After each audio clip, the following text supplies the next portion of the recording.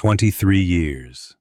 23 years of my life poured into Meridian construction, and they threw me away like yesterday's blueprints. I'm John Clyde, 47 years old, and until 3 months ago I was the senior project manager at one of Denver's most respected construction firms.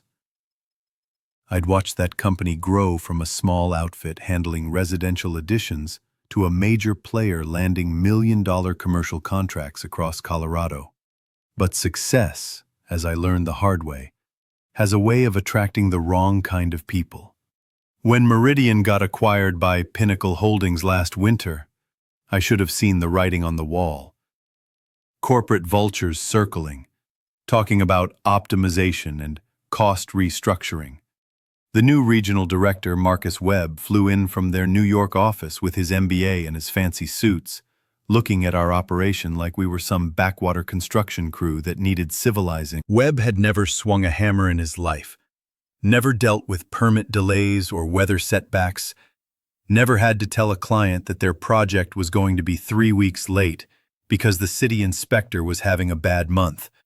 But he had spreadsheets, and according to those spreadsheets, my salary was too high for someone who just managed projects. That Tuesday morning in March, I'd just finished a walkthrough at our biggest job site, a mixed-use development downtown that was running ahead of schedule and under budget, thanks to relationships I'd built with subcontractors over 2 decades. Webb called me into his temporary office, a sterile space that felt nothing like the cluttered, lived-in project room where real work got done. The termination papers were already printed. My replacement, some kid with a construction management degree and 0 field experience, was probably already being briefed in the conference room. "It's nothing personal, John," Webb said, not bothering to look up from his laptop. "We need to streamline our management structure. Your compensation package is significantly above market rate for project management roles." I didn't argue. Didn't tell him that Morrison Steel had been working exclusively with us for 8 years because I'd helped their crew chief navigate a nasty divorce when his wife tried to take half his business. Didn't mention that Rocky Mountain Electric always bid low on our jobs because I'd thrown work their way during the recession when they were barely hanging on. 23 years of perfect safety records. Never had a project go over budget by more than 5%. Had client satisfaction scores that made other PMs jealous. But none of that mattered to Webb's spreadsheet. "Severance is 4 weeks, he continued, sliding the papers across the desk. "Standard company policy."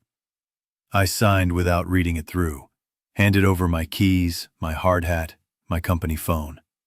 Said, "Thank you for the opportunity," though the words tasted like sawdust in my mouth. In the parking lot, I sat in my F-150 for almost an hour. Not angry exactly, just empty. Thinking about all the relationships I'd built, the handshake deals that kept projects moving when the lawyers were still arguing over contract language, the trust that took decades to build and could be destroyed in a single phone call. My phone started buzzing before I even got home. Text from Jim Morrison at Morrison Steel. "Heard what happened. Those corporate idiots. Call me." Another from Tony Ramirez at Rocky Mountain Electric. "This true about you leaving Meridian? We need to talk before you make any decisions." By the time I pulled into my driveway, 6 more messages had come in. I didn't answer right away. Just went inside, grabbed a beer, and sat on my back porch, watching the sunset behind the Rockies. They'd fired a project manager, but they'd lost something worth a whole lot more than my salary. I started at Meridian back when it was just Old Man Patterson and his 2 sons, trying to build something lasting in Denver's construction scene. Patterson taught me everything. How to read blueprints like they were novels, how to manage subcontractors without being a dictator, how to solve problems before they became disasters. "Construction isn't about concrete and steel," he used to say. "It's about relationships. Buildings are just the proof that people trusted each other enough to work together." For 23 years, I'd lived by that philosophy. When the big hailstorm hit the Highlands Ranch development in 2018, I was the one who coordinated with insurance adjusters and got emergency repairs done in 3 days instead of 3 weeks. When the permit office was backlogged for months, I knew which inspector to buy lunch for and which clerk's daughter was applying to colleges. When Patterson sold the company 5 years back, I thought I'd be there until retirement. The new owners kept me on because clients asked for me by name. "Get us John Clyde," they'd say. "We know it'll get done right if he's running it." Webb arrived 8 months ago with his efficiency metrics and profit margin analyses. Started questioning why we gave certain clients preferential scheduling. Couldn't understand why Morrison Steel got first crack at our steel work, even when they weren't always the lowest bidder. Loyalty doesn't show up on quarterly reports, he'd say in meetings. That corporate smile never reaching his eyes. I watched the cracks forming. Webb started hiring project assistants based on how little they'd work for, not how well they understood construction. Began cutting corners on site inspections, pushing crews to work faster instead of safer. 3 weeks before they fired me, I pulled him aside after he'd torn into Carlos, our best site supervisor, for wasting time on safety meetings. "You're going to lose good people," I warned him. Webb laughed. "Everyone's replaceable, John. That's business 101. I should have started planning my exit right then. Instead, I kept my head down, managed my projects, maintained my relationships while the foundation cracked beneath us. After sitting on my porch for an hour, I finally checked those messages.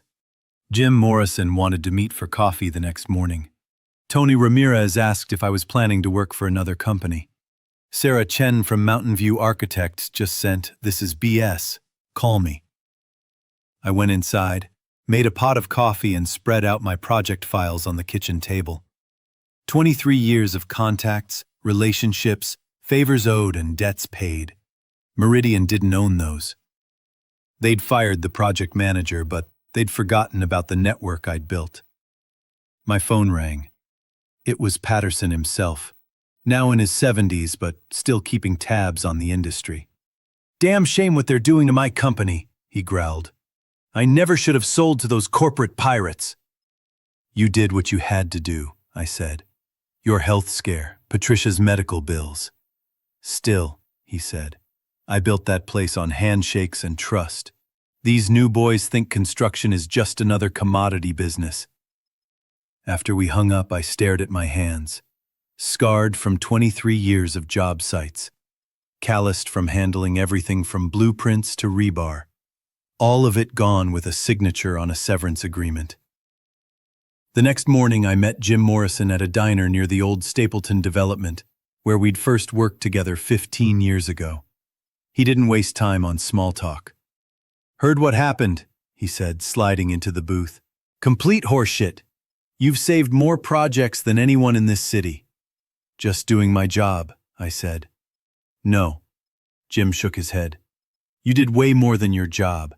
Remember the Lakewood Shopping Center project? When that foundation contractor went bankrupt halfway through, you found us a replacement crew and restructured the schedule so we didn't lose the season." I shrugged. "Projects don't wait for perfect conditions." Jim leaned forward. "We've got a master service agreement with Meridian, but there's a 30-day termination clause. Where are you working next? Because that's where our business is going." I hadn't even thought about next steps yet, but Jim's words planted a seed. By lunchtime, I'd met with Tony from Rocky Mountain Electric, who said the same thing. By dinner, 4 more subcontractors had reached out with similar messages. Driving home, I passed Meridian's main office, saw my old parking spot already taken by Webb's Tesla. Through the conference room windows, I could see him presenting to the management team, pointing at charts on a screen. That's when it hit me. Webb saw project managers as interchangeable parts, but clients and subs saw us as the glue that held projects together. For 23 years, I'd been the face of Meridian to most of our key relationships. I wasn't just a project manager, I was their trusted partner. I pulled into my driveway, mind racing. Called my buddy Mike Santos, who'd left Meridian 2 years ago to start his own general contracting firm. What would it take, I asked, to start our own construction company? Mike was quiet for a moment. You serious about this, John? Never been more serious in my life. You'd need bonding, licenses, insurance, he started listing. And clients. Clients? I said. I've got. That night, my wife Linda found me at the kitchen table surrounded by notes and calculations. We'd been married 22 years, been through the ups and downs of the construction industry together. What's all this? She asked. I think, I said slowly, I'm starting a construction company. 3 days after being fired, I walked back into Meridian's office. Not to beg for my job. I was past that, but to collect some personal items from my desk and say goodbye to the project coordinators I'd mentored over the years. Webb spotted me in the main workspace, talking with Maria and Dave, 2 young PMs who'd started under my guidance. His face darkened as he strode over. John, this is private property, he said. You can't just walk in here and disrupt operations. Just collecting my things, I said, holding up my old coffee mug and a photo of Linda and the kids that had been on my desk for years. And saying goodbye to friends. Webb crossed his arms. I've heard you've been talking to our subcontractors. So that's what this was about. Word travels fast in Denver's construction community. They called me, I corrected, to ask why I wasn't managing their projects anymore. Well, stop it, Webb snapped. Those are Meridian relationships. Interfering with our business could be considered tortious interference. He pronounced it like he'd been practicing with the company lawyer. Maybe he had. Can't control who calls me, I said, keeping my voice level, or what business decisions they make. Webb stepped closer. Listen carefully, John. You signed non-compete and non-solicitation agreements when you joined Meridian. If you try to poach our subs or clients, we'll bury you in legal fees. I hadn't expected this. Couldn't afford a legal battle on my severance pay. Check those agreements, I said, remembering something Patterson had mentioned years ago. The non-compete expired after 5 years, and the non-solicitation was voided when you terminated me without cause. Webb's face flushed. He clearly hadn't done his homework. Regardless, he recovered. This is your one warning. Stay away from our business relationships. I nodded, picked up my things, and walked out. In the parking lot, Maria and Dave caught up with me. He's running this place into the ground, Maria muttered. Cutting corners on inspections, pushing impossible deadlines. 3 PMs quit last month, Dave added. Replaced them with college kids who've never seen a construction site. I'd suspected as much, but hearing it confirmed made my stomach tight. Not just for the business implications, but for safety. Rushed projects and inexperienced management were a recipe for disaster. You two be careful, was all I said. Back home, I called Patterson to ask about those agreements. He confirmed what I remembered. The restrictive clauses had been designed to expire, not trap employees forever. I never believed in chaining good people down, he explained. Quality work comes from choice, not coercion. The next day, I got a certified letter from Meridian's lawyers anyway, threatening legal action if I continued soliciting their business relationships. Pure intimidation. They had no case, but they hoped I wouldn't know that, or couldn't afford to fight it. That same afternoon, Jim Morrison called again. Meridian just tried to jack our rates up 20% with no explanation, he fumed. When I mentioned your name, their new PM got all nervous and started making excuses. One by one, similar calls came in. Meridian was scrambling to lock down relationships using strong-arm tactics and sudden price hikes. Classic desperation moves. That evening, Mike Santos came over with takeout and a laptop. We sat at my kitchen table hammering out a business plan. He'd already researched bonding requirements, licensing procedures, and startup costs. The numbers were daunting, but not impossible, especially if we started small and grew organically. We'd need a solid base of guaranteed work, Mike said, scrolling through spreadsheets. I looked at my phone, which had been buzzing with calls from subs and clients all day. I don't think that's going to be a problem. 2 weeks later, I was sitting in a small office I'd rented in a strip mall near I-25. Nothing fancy, but it had parking and conference room space. Mike had liquidated some investments I'd borrowed against my 401k, and together we'd secured enough capital to get Clyde and Santos Construction off the ground. We'd filed the incorporation papers, applied for our general contractor's license, got the bonding and insurance squared away. Expensive, but our clean safety records and experience helped keep the premiums reasonable. What I hadn't expected was the call from Jennifer, Meridian's longtime project coordinator. "John, you got a minute?" Her voice was hushed, like she was hiding in a supply closet. "Always, Jen. What's going on?" "It's worse than you know," she said. "After you left, Webb brought in some consultant who's been going through all the contracts, looking for ways to squeeze more profit out of every job." She paused, and I heard papers rustling. "But that's not the worst part. They're planning to shut down the Denver operation entirely by year-end. Move everything to Phoenix, where they've got some tax incentive deal. Everyone here is getting laid off. They just don't know it yet." The news hit me like a sledgehammer. Meridian had been a Denver institution for 30 years. 60 families depended on those jobs. "How sure are you about this?" I asked. 100%. I saw the documents when I was filing Webb's correspondence. They've already started looking at office space in Phoenix.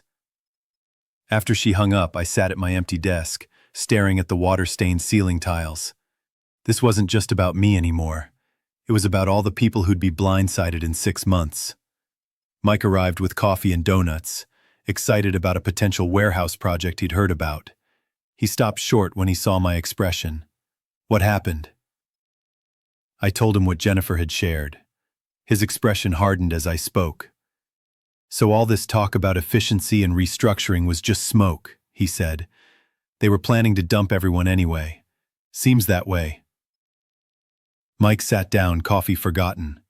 "We need to think bigger, John. What do you mean? If they're shutting down anyway, we should be positioning ourselves to pick up as much of that work as possible, not just a project here and there. All of it." He was right. This wasn't about getting back at Webb or even saving my own career anymore.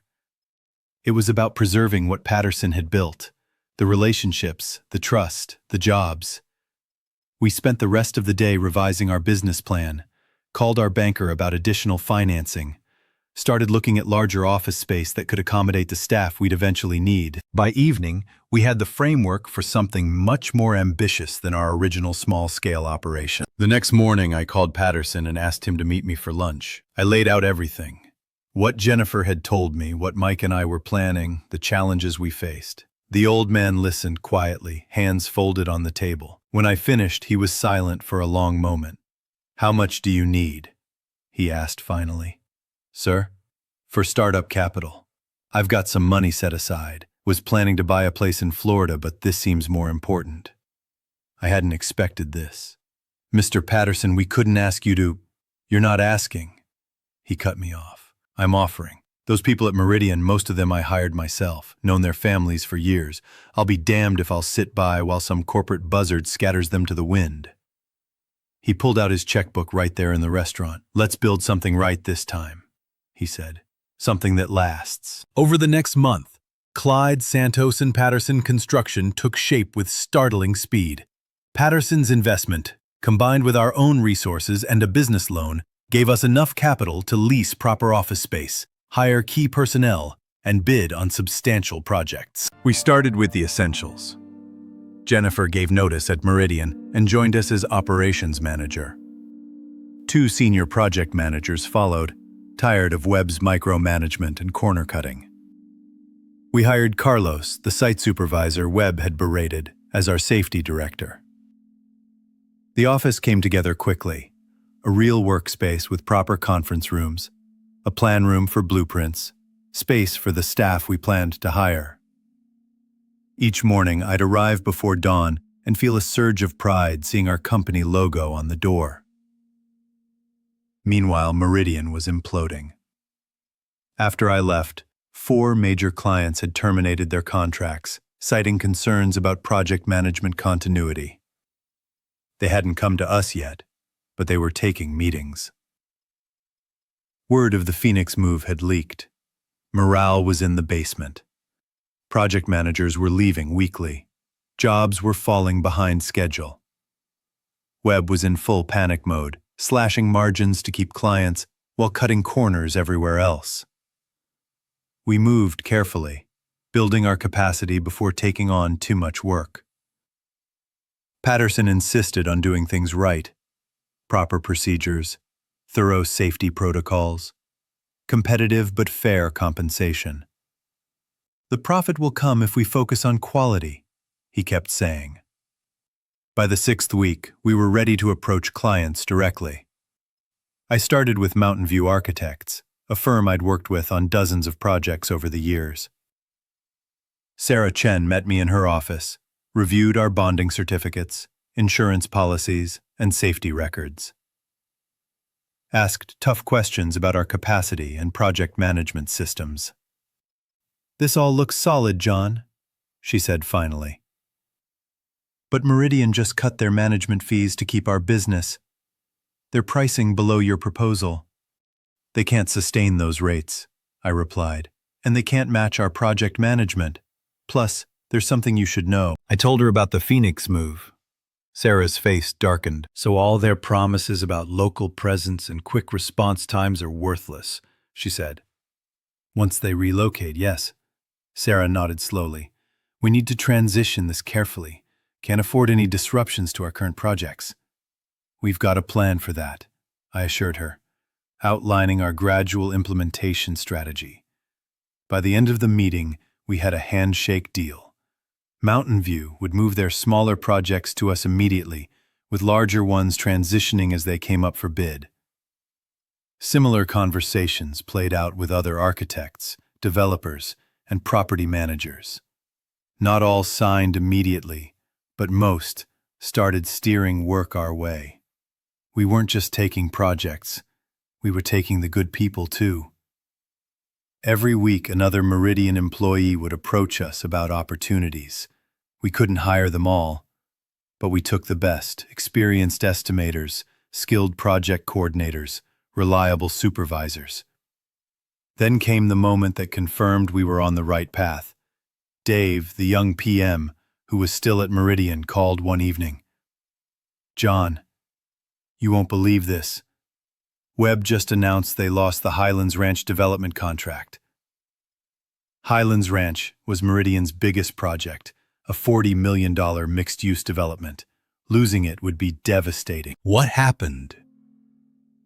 Word is they found out about the Phoenix move from someone at Mountain View. The developer pulled the plug rather than risk a mid-project transition. "Who'd they go with?" Dave laughed.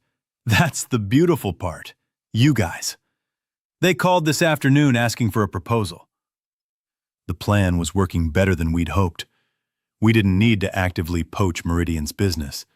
The company was self-destructing. 3 months after being fired, I was back on a job site, this time wearing a hard hat with Clyde, Santos, and Patterson Construction on it. We'd just broken ground on a small office building, our first project as prime contractor. As I watched our crew work, most of them former Meridian employees, I felt something I hadn't experienced in years. Pride. Not just in the work, but in what we were building together.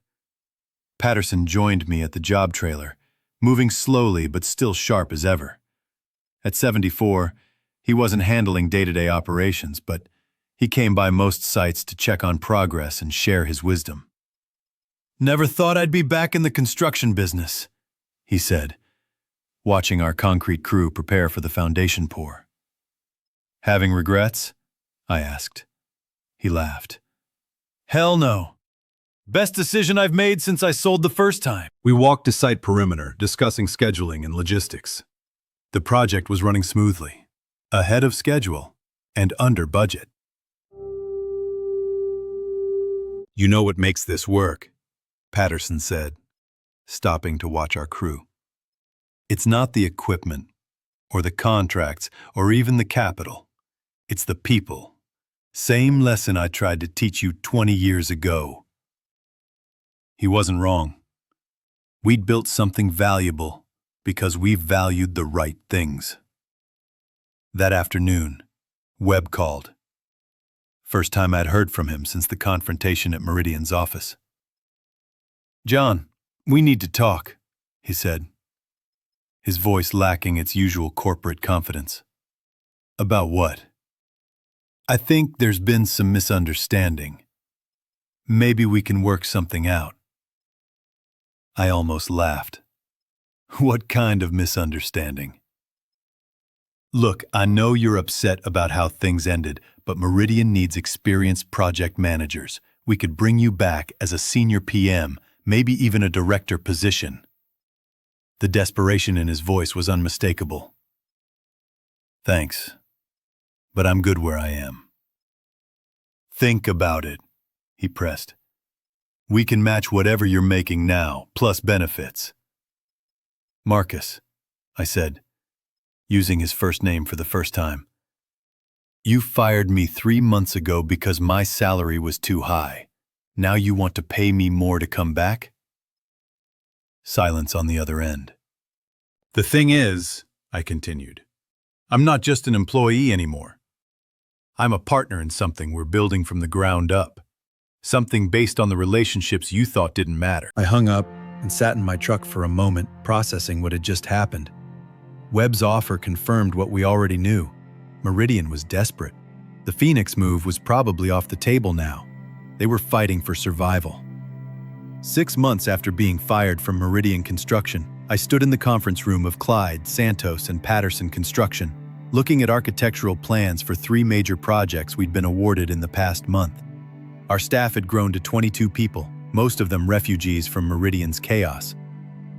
Patterson joined me at the conference table, moving with the careful precision of someone who'd earned his slowness through decades of hard work. "Heard the news about Meridian?" he asked. I had.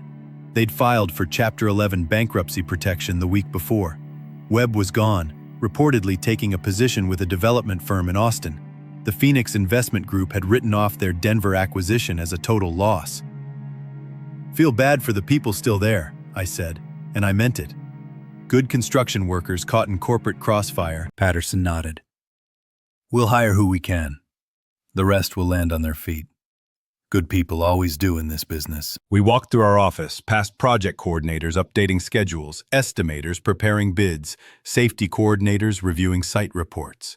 The place hummed with purposeful activity. "You know what I'm proudest of," Patterson said, pouring himself coffee from the break room machine. "It's not the projects we've won or the money we're making. It's that we proved the old way still works." He was right. We'd built something sustainable because we'd focused on what mattered. Relationships, quality, trust. The things that couldn't be quantified on Webb's spreadsheets. That evening, I drove home to Linda and the kids, past construction sites where our crews were working, past office buildings we'd helped design and build. Denver was growing, and we were part of that growth in a way that felt meaningful. Sometimes getting fired is the best thing that can happen to you. It forces you to remember what you're really worth and what you're really building. In my case, it took losing everything to realize I'd never lost the things that actually mattered. The relationships were still there. The trust was still there. The skills were still there. All I'd lost was a job. What I'd gained was a company, a legacy, and the satisfaction of proving that in construction, just like in life, the foundation always matters more than the facade.